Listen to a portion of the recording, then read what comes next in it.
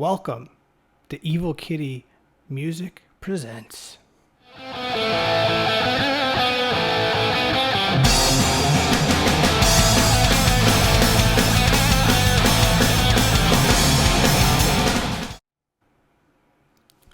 Welcome to the premiere episode of Evil Kitty Music Presents.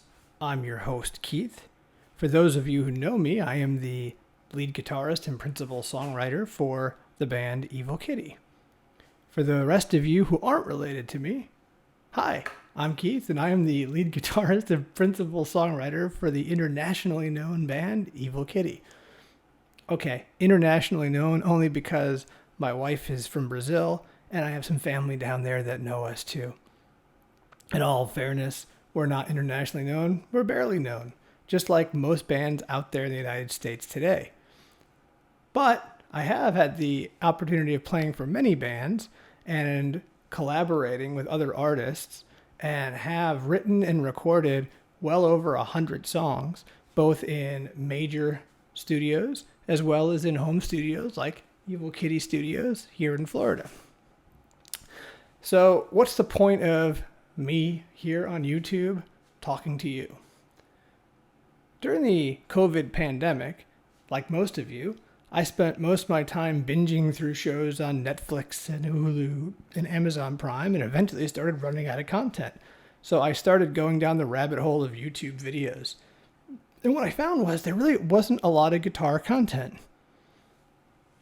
What's that cardboard, Brittany? Yeah, you're right. There's tons of guitar content on YouTube. So why me? What am I bringing different? So most of the guitar content on there are very educated, very skilled guitar players, either showing off their skills or teaching advanced music theory or showing you how to play your favorite cover songs, and really didn't fill the gap that I felt I could bring, which is, hey, what about the common person out there who might play a little guitar, might be just learning guitar, but wants to do something with it now? You don't have to be Steve Vai or Eddie Van Halen levels of playing to be able to write a song. And that's what I want to bring. I want to bring my years of experience, show how I took inspiration from other artists, other songs, how I use those inspirations and built songs of my own. Truth be told, you can write a song. If you have a passion, if you have a heart, if you're feeling something and want to express it through music, you can. Which brings us to today's topic. It all starts with a social media post I recently read from a friend that asked the question, in a song, what's more important, the music or the lyrics? Me being a guitar player, of course, massive ego, said, well, it's obviously the music. I'm sure a lot of singers out there are angry and saying, wow, you really do have an ego, and what would great bands like Van Halen or Aerosmith or Evanescence be without the singing? And you're absolutely right. Great singing is tremendously important. As a matter of fact, it's actually bad singing that's even more important, because that can really ruin a song, right? Just as much as a great vocalist or a great front person can raise it to a new level, someone not so good and can lower the standards, and I'll show you that today. But what happens if you take the lyrics out of a song? Well, you get an instrumental. Isn't an instrumental still a song? Take great movie scores like Star Wars or Jurassic Park from the great John Williams. This is music I can listen to even without watching the movie, just because the music itself is so amazing. Even rock artists have instrumental albums. Take Steve Vai's Passion and Warfare or Joe Satriani's Surfing with the Alien. These are great songs, some of which played on the radio or in arenas today, and are great songs without lyrics. Take the opposite. Let's take the music out of a song, and what do you have left? You have a poem. I don't think it's a song anymore. So to me, the music is the important. So when you're writing music, what are you trying to do? In my mind, there's two different things you can do. Number one, you can try to write a hit song. Get on the radio, a pop hit. Or number two, you can express music as a piece of art.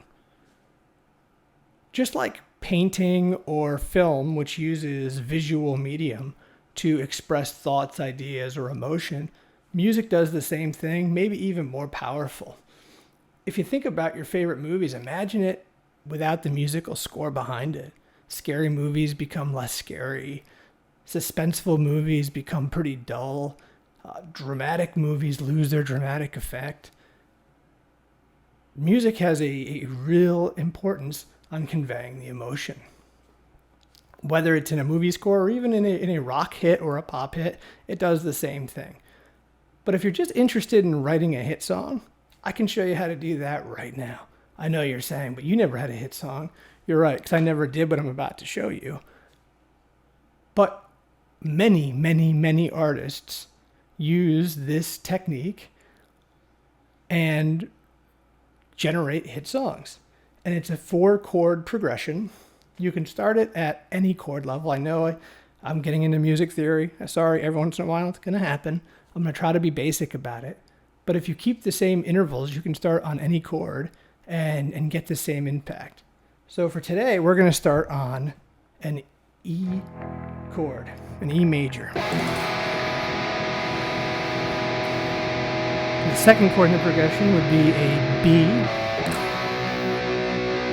followed by the C sharp, and then down to an A. What's that cardboard, Brittany? If that was so easy, how come everyone doesn't do it? Shocker, everyone does do it. Check out this list of songs that use this exact same technique, and I'll show you a couple myself. Starting with a song you might know from the band Journey. Don't stop believing. Hold on to that feeling.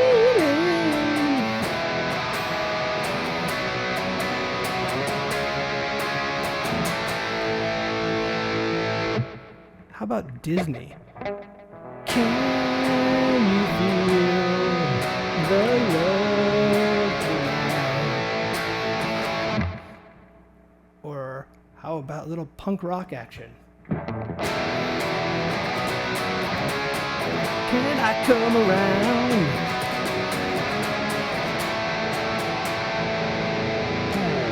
Take me on, take on me,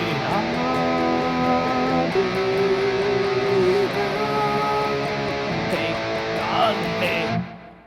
It's my life, it's now or never. We're gonna live forever.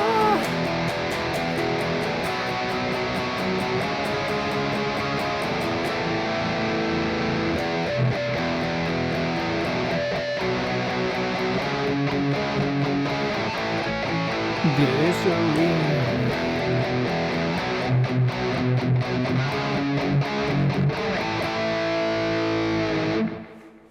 Last but not least, U2.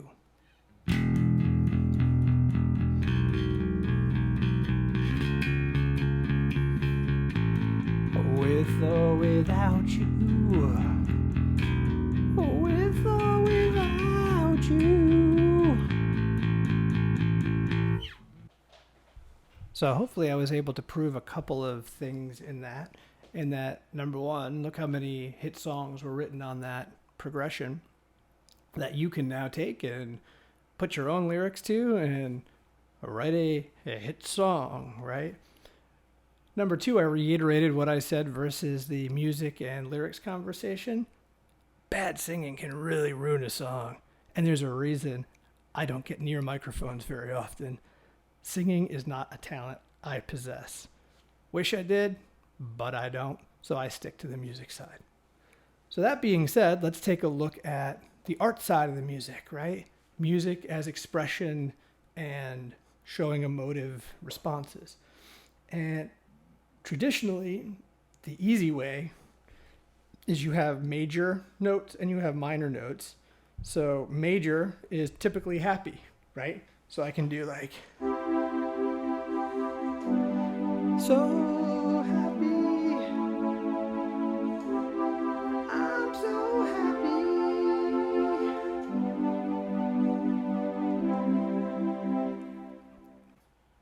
we can use minor keys to show something on the sadder or depressive scale.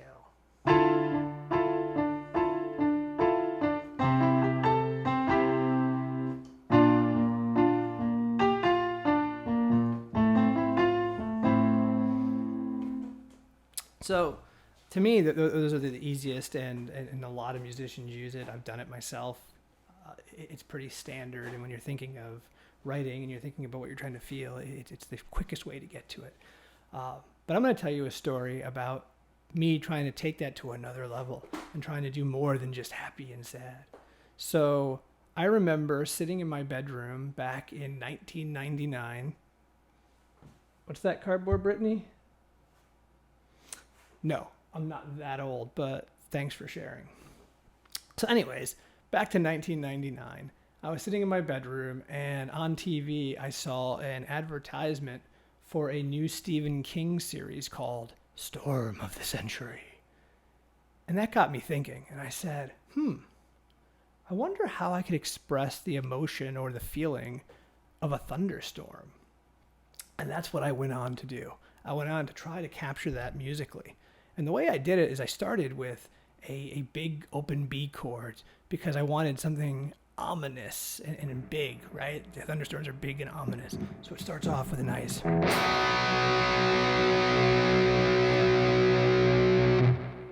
And basically I go from the B to a G to an F sharp. So that's your basic chord progression. It's just.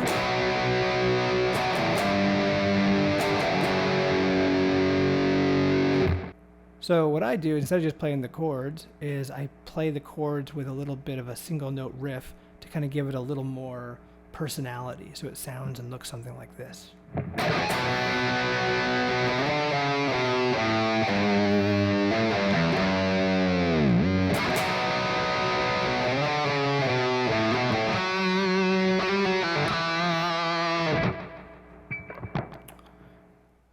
But then what I wanted to do is add something to it, because well, that kind of gave me the thunder and the cloud kind of feel. What it was missing was the raindrops that come in between, right? So what I did was I added that higher end kind of plinky tone of a piano with a nice, it's just an A, G, F sharp notes, repetitive over and over and over again to kind of give you the feel of the raindrops falling. And when you put it together, it sounds like this.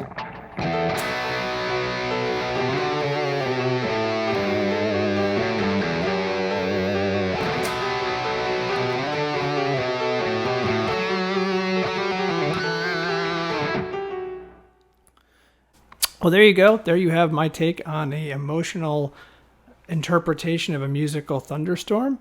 I'll leave a link in the description to the actual song, which we creatively called Storm of the Century. And please let me know what your thoughts are in the comments below. And if you made it this far, please like and subscribe so that you can be alerted when I come up with new videos talking about other inspirations and how they created new music. If you are in a local band, please drop that in the comments below too. And we can use this as a forum to promote local acts and discover new music that's not in the mainstream media. So until we meet again, thank you for watching and rock on.